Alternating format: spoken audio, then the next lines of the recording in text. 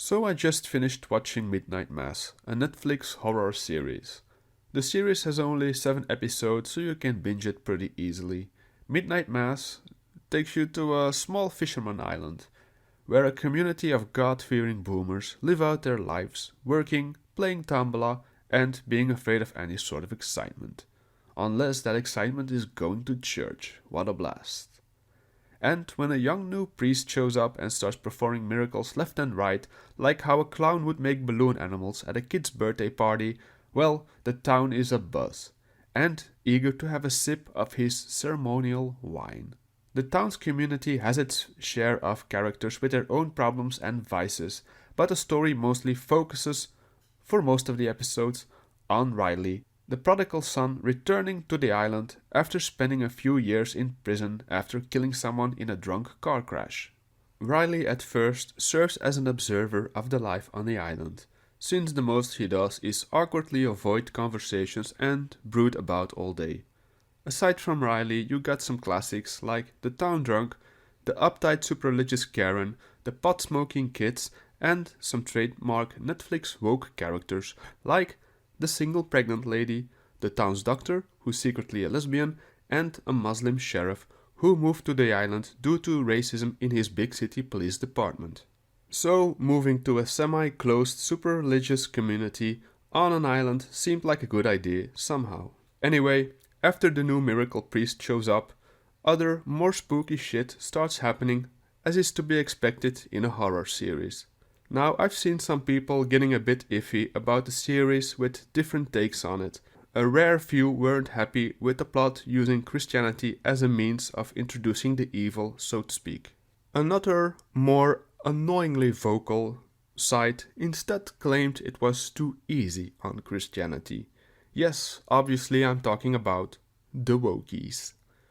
Normally I wouldn't bother with these crybabies, but when I was looking up some background information about Midnight Mass, literally one of the first things popping up was this cringy article of Vox, a soy-infused media entertainment company with an agenda. As they all do. The article makes some dumb takes, even claiming that the horror movie genre is the domain of atheists and so-called sinners. Why can't religious people enjoy horror movies, I wonder? I mean, they did invent a lot of it, like all the cool demons and shit.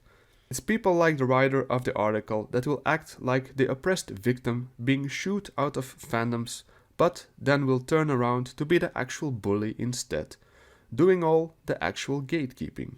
A popular opinion among the flakes is that the series glorifies Christianity. I mean, really? Now I do know why they think this, of course. It's simply because it doesn't 100% trash Christianity. The series dances on the line of showing some negative points of the religion and its followers, which leads to the evil threatening the small island community. But, on the other hand, it keeps the characters grounded and human, not making any human characters one-dimensional villains or plain evil. It balances out with also giving the church community some redeeming virtues and a hopeful message for the future.